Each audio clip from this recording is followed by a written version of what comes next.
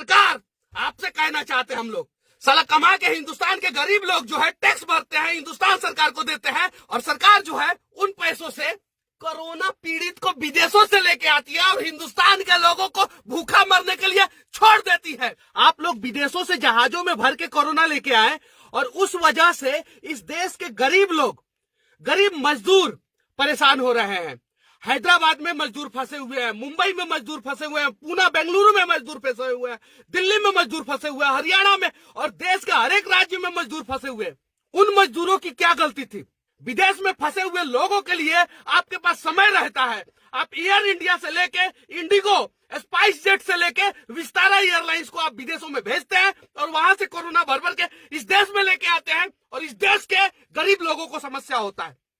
नेताजी, आप लोगों से नम्र निवेदन करना चाहता हूं, अगला वीडियो में इतना गाली दूंगा कि कान, नाक, आंख और शरीर के जितने भी अंग है सब आप लोगों को बुरा लगे तो मुझे माफ करो, लेकिन इस देश के जितने भी गरीब लोग अलग अलग शहरों में भूखे मर रहे हैं उन्हें बचाने की कोशिश करो।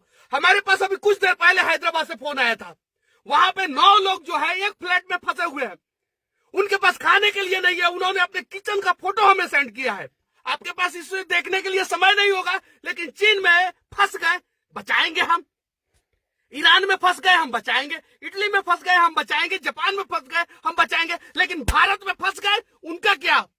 किसने कहा था इन्हें कि भारत छोड़ के विदेशों में जाओ? और लालच के वजह से ये साले विदेश गए थे, और ये सालों की वजह से जो है ये विदेश से कोरोना भर भर के लेके आए। इन सालों की वजह से भारत के जो है मासूम लोग फंसे हुए हैं, आज अपने घरों में बंद है। हम भी अपने घरों में बंद है, लेकिन इंसाफ सबके साथ होना चाहिए। जो विदेश में है उनके लिए आपके आंखों में आंसू आते हैं, और जो भारत में मर गए भूखे उनके लिए क्या? 1,70,000 करोड़ का राहत पैकेज नहीं, आप 100 लाख का राहत पैकेज घोषणा कर दो। लेकिन जब तक देश के लोगों के साथ आप खड़ा होना नहीं सीखोगे, तब तक जो है इन राहत पैकेजों का कोई मोल नहीं। मैं सिर्फ और सिर्फ किसी एक पार्टी को नहीं बोल रहा हूं, मैं देश के तमाम नेता, देश के तमाम बुद्धिजीवी लोगों के बारे में बोल रहा हूं। भारतीय टीम के तमाम क्रिकेटर, आप लोगों को स्टार हमने बनाया है, लेकिन कोरोना महामारी के बीच में आप लोगों ने 1 रुपया का अनुदान जो है लोगों को नहीं दिया है। फिल्म स्टार और बड़े बड़े हस्ती घर में बैठ के हाथ धो, गांड धो, ये धो, वो धो, ना जाने क्या क्या करते रहते हो, लेकिन 1 रुपया का डोनेशन आप लोगों ने कोरोना महामारी से लड़ने के लिए गरीबों को नहीं दिया है।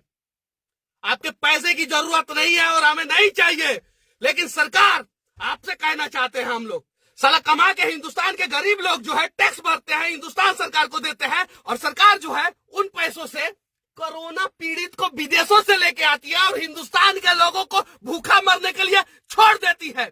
इनको किसने बोला था विदेश जाने के लिए? विदेश जाने से पहले ये साले क्या भारतीय सरकार से पूछे थे कि हम विदेश जाए कि नहीं जाए? विदेश तो चले गए।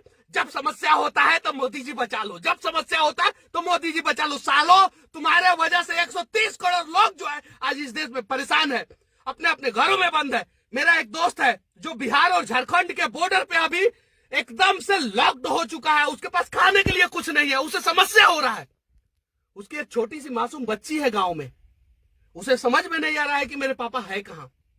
उसकी एक बीवी है जो 2 दिन से खाना नहीं खाई है, लेकिन ये एहसास जो है वो न नरेंद्र मोदी को होगा, न राहुल गांधी को होगा, और न इस देश के 543 सांसदों को होगा। कुछ करने की जरूरत नहीं थी देश के नेताओं, आप लोगों को। जितने भी सांसद और विधायक हैं वो अपने अपने क्षेत्र के लोगों को बचाने के लिए सिर्फ और सिर्फ एक एक बस की व्यवस्था कर देते, और एक एक थर्मल हीट डिटेक्शन मशीन, जो इंफ्रारेड मशीन है, जो यहाँ पे लगाने से पता चलता है कोरोना इसे है, तो फिर विदेश से भर भर के क्यों लाए? और देश में जिसको कोरोना नहीं है वो साला भूखा मर रहा है। आप कहते हो कि हम प्यार से बात करें। पिछले 3 दिन से हम प्यार से विनती कर रहे हैं कि हमारे देश के लोगों को कम से कम बचाओ, उन्हें उनके घर तक पहुंचाने की व्यवस्था करो, लेकिन आप सुनते नहीं हो। आज जो है हमें इसलिए टाइट होके बोलना पड़ रहा है क्योंकि आपका कान जो है वो सीधी बात और धीरी बात सुनता ही नहीं है। आज इस देश के नेता, आप सभी से नम्र निवेदन है, चाहे पक्ष हो चाहे विपक्ष हो, आप लोगों को इस देश के लोगों के लिए खड़ा होना पड़ेगा और इस देश के गरीब लोगों को बचाना पड़ेगा। कंटेनर में, पटना के कोइलहर में कंटेनर में मजदूर पकड़े गए। वो कंटेनर में क्यों आ रहे थे और कंटेनर में पकड़े जाने के बाद पुलिस मार रही है।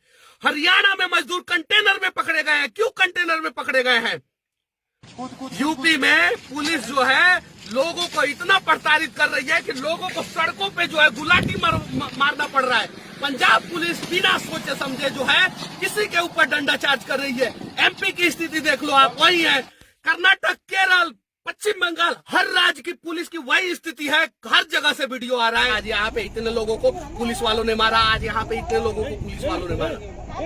आप जो भारत के लोगों को मार रहे हो, आप एक बार क्यों नहीं उन लोगों को मारे? एयरपोर्ट पे जब उतर रहे थे और जब आपको पता चला इन्हें कोरोना है तो उन्हें 50 डंडा क्यों नहीं मारे? क्योंकि उन्होंने विदेश में कुछ गलती किया था, तभी उन्हें कोरोना हुआ।